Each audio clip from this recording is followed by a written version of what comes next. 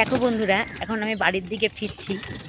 তা এত খিদে পেয়েছে, তাই এই যে ফুচকা খাবো। এখন খেতে খেতে যাব। ভীষণ খিদে পেয়েছে, কি করব বলো।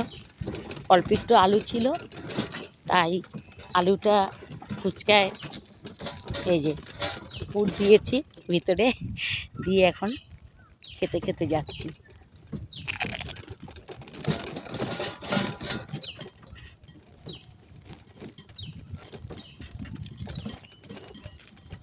হ্যাপি।